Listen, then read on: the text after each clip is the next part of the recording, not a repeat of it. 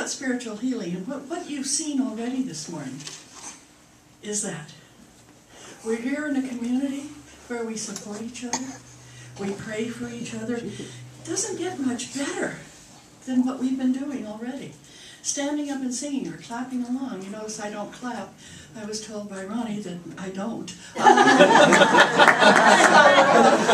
We went to a gospel concert on Friday night, and Ronnie's standing next to me clapping. He looks down, and I just hold my hand. And then I looked at Corky, and she was doing worse than I had been doing. So, but it was great. All this wonderful, wonderful energy. How many of you here do some type of spiritual healing? Okay. And how many of you feel that even though you've never been trained, you know how to help? How many of you do that? I think so. Everybody should have that in here. I think so. Whatever you do, when you listen to somebody that's going through grief, that's spiritual healing. You might not ever say a word, but you just listen and you're there. Because a spiritual healer is somebody who allows themselves to be used as a channel for healing. And that channeling healing so often gets misinterpreted. It's like they think that this gigantic angelic force is going to be here and talk to you in a booming voice, and that's how you become a healer. Charlton Heston. Yeah, Charlton Heston. Oh, he's a Moses, sorry.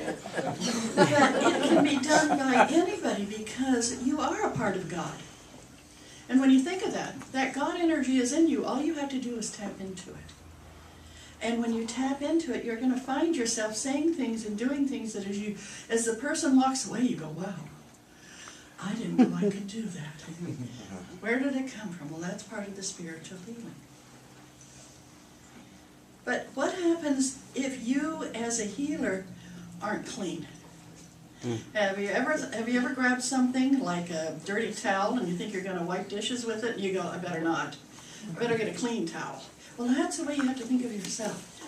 If you are trying to give healings to somebody, for all of you that are hands-on healing, whatever kind of healing you do, you need to clean up your energy before you start. Because if not, if your energy is negative, you start bringing in their negativity. But if your energy is so pure and solid, none of their negative energy comes in. We have a lot of sick healers. I see them. They come in, they say, I don't know what's going on. I'm really a good healer, but boy, I haven't felt well all week. Well, who did you see last week? I saw this woman and she was going through a difficult time. Yeah, and you took it on. I don't know, Eileen, Deb, have you ever had that feeling that if you're not careful, that energy is going to, attack you?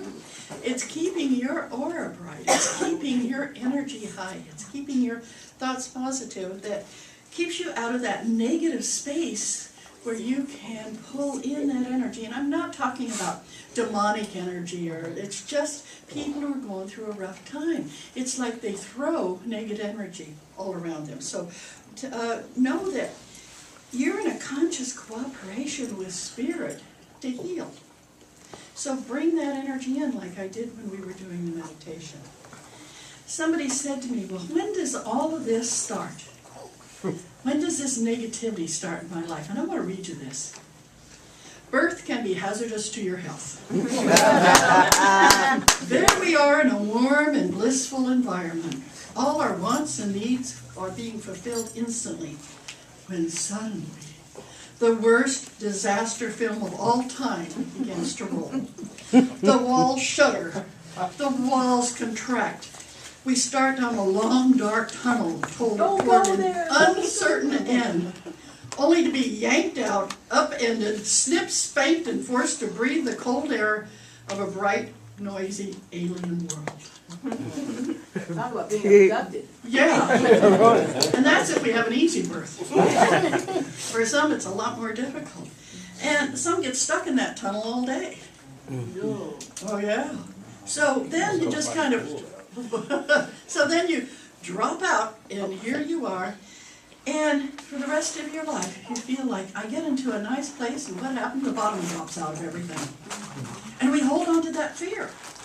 It started that early, that nothing is ever going to be good again. And it's time to say, wait a minute, I can work through healing all of that. I had a woman that came in yesterday, and hers was a past life fear. I mean, that's a long time to hold on to a fear, not even in this time. So when you think about the disappointing and scary events that are happening right now, say, hey, I already went through the worst. I can release this. I can let it go. And realize that Earth plane should not be a scary alien world. It should be a kind and loving place to be. And some of you, it didn't happen that way. Some of you went through a very, very difficult time. So now, just start looking at, when I feel those anger, frustration, fear, jealousy, where is that coming from? That's not coming from Source. Start looking at, to become spiritually healed is when you start becoming a great healer. Oh, And that's one of the most difficult things you can do, is get your spiritual healing going on. And when I talk about seeing sick healers, it's amazing to me, because it's all about old tapes. It's not what's happening now. Have any of you ever had that happen? You're going along and all of a sudden you think of something from the past and you just are filled with grief, and you're just like, how could that person do this to me? And when I tell people that I'm doing readings on, they didn't do it to you, it's how you interpret it. They just are themselves. Allow them to be themselves and don't hold on to what's going on. Now, some of you use things like Reiki, Vortex, Body Talk, Touch for Health. Some work with auras, some work with chakras. And some heal with so many different ways. But start looking at, how do I make sure that all of those things that I'm using with my work are pure for me, that they feel good. Don't try to do some kind of spiritual work if you don't believe in it. Have you ever met anybody like that? You can just tell, they're not with it.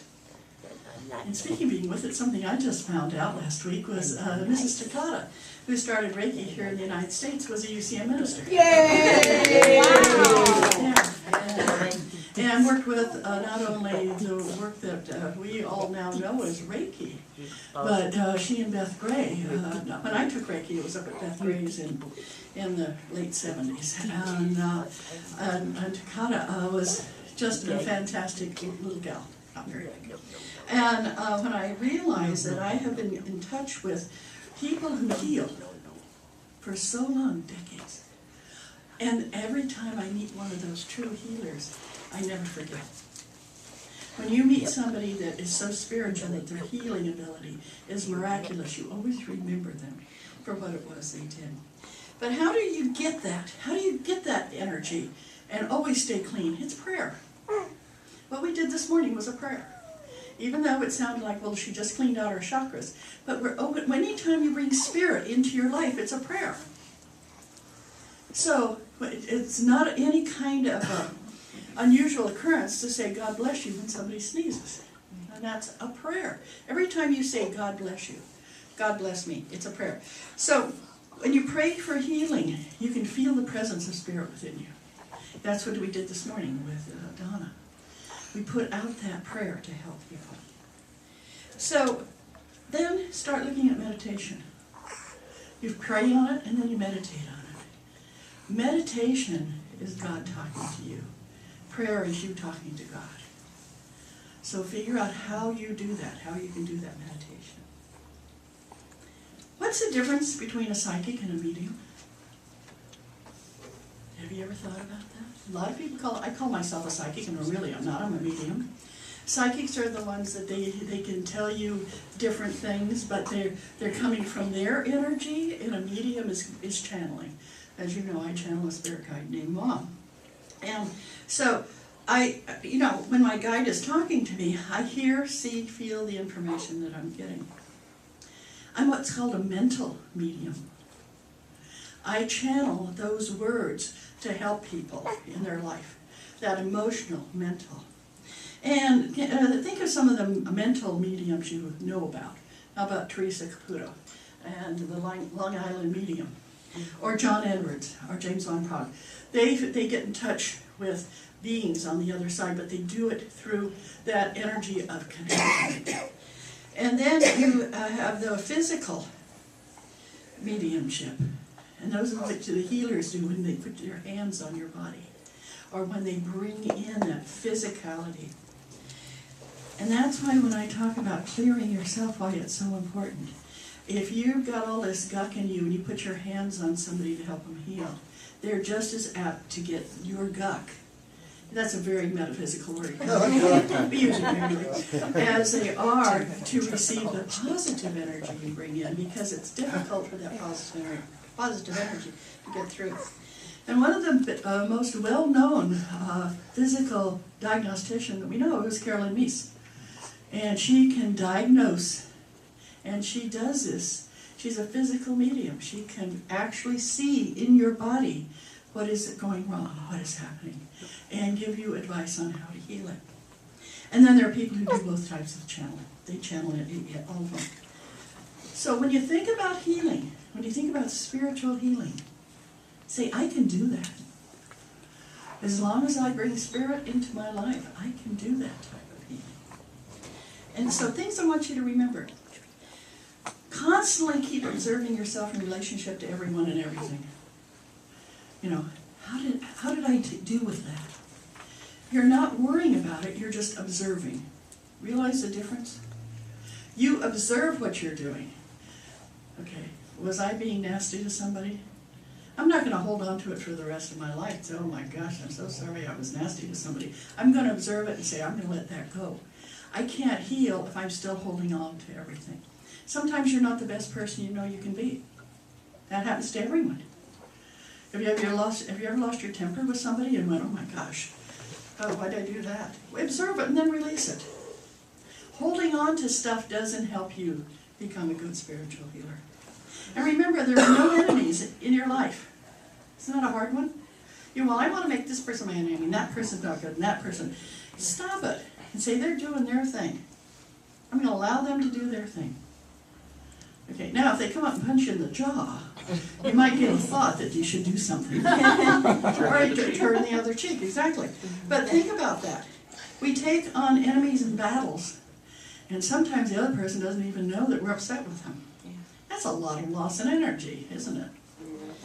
And that letting go of fear and anger, that is hard. That is so hard. And who does it hurt if you're angry at someone? Yourself. You. And if you're frustrated with someone, you. Think about that. Oh, I'm not going to get through to them. Okay. How many of you were hit as kids? You know, by parents. And they were so angry at you, they're going to show you that you need to change, so they hit you so you'll change. How many of you changed because you got hit? You said, good. I was still more stubborn than that. Think of it. Quite often, we as human beings, if somebody hits us, we want to retaliate. We want to think mean thoughts. And you go to bed, and you're 6 years old, you go to bed, I'm going to get even. Just you wait, I'm going to get even. That adults do that same thing. I'm going to show them, I'm going to get even. The only time that really works is when you turn around and say, I'm not going to let anybody do that to me ever again, and I'm going to find my own strength and empowerment.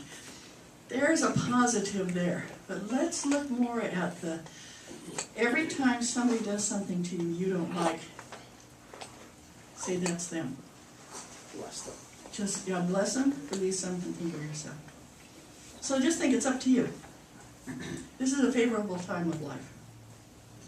As you channel, whether it's mental, physical channeling, as you feel people's energy and you start helping them spiritually, the first line that you should use is prayer. Before somebody comes into my office, I do a quick prayer. I align myself with spirit. I align myself with my guide. And what happens when you do that, then no matter what they're going through, they're not going to drain you. It's like you've put this protective shield around you, you protect your heart, and you've taken care of yourself. So every one of you that raised your hand is a healer. How healed do you feel? How positive are you?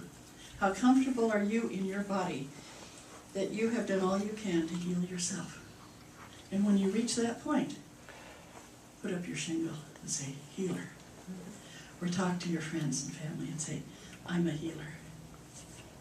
Because that's when you start, is when you believe that you are truly ready You've healed yourself as much as you can. And now you're ready to do God's work here on earth. Thank you.